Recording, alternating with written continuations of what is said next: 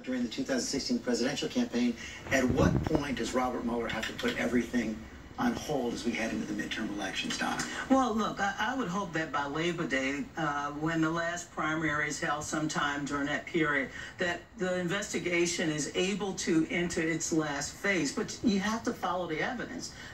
Senate Chair Mr. Burr said that things are wrapping up with the Senate investigation. But look, my concern, George, is that the Russians tried to meddle in our election database. Finally, the Department of Homeland Security is working with state and local governments to basically strengthen our electoral system. We have a lot of problems that needs to be addressed. And while the president is spending his Sunday morning telling us that this is a witch hunt, he's not spending enough time making sure that the American people will have some faith in their democratic government. We know what Russia did in the election, and it's repugnant. And we know they've done it for several elections. And what we actually need to do, you know, when we had the problem with Iran-Contra, Ronald Reagan said, we're going to have a Tower Commission. It's going to be bipartisan. It was made up of 3 eminent people, and they gave us answers. And if that leads to criminal prosecution, great, it should. But what we got to know is what happened. Well, that's what we're losing in all this. It's all of this.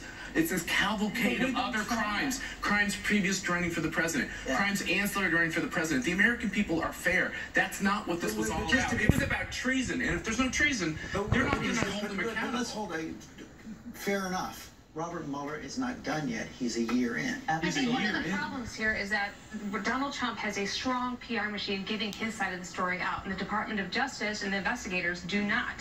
What is the clear thread? They shouldn't be. No, but it's an unfair fight at this point in time, and for regular people to keep track of all these stories, it's very difficult. But the thing that it does keep returning to, that we know there were repeated overtures by the Russians to members of the Trump campaign offering assistance. Trump campaign members opened the door to that. They appeared receptive. Donald Trump, without a doubt, used the Russian hack material on the campaign trail. And in those discussions, the Russians kept bringing up sanctions, and we know that Donald Trump is very resistant to imposing sanctions. That's what we know. That is the storyline of the investigation, but unfortunately, they don't have people out there explaining that clearly. And that was verified in 2016. This isn't just about the election itself.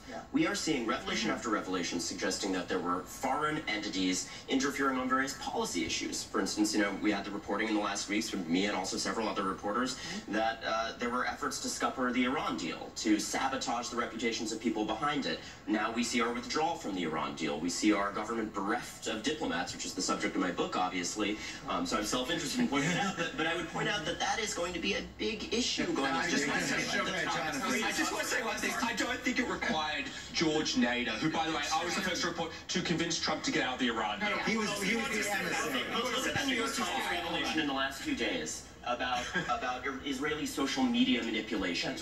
Similarly, we see, an Israeli private investigations firm going after the personal reputations of people behind the Iran deal. That's right. There are a new array of actors here that the American public didn't know about, and this is all going to figure into this. But let's get to it, which is the American government and governments around this world interfere in elections. The American government interferes in elections. There's a whole new level of espionage which happens online.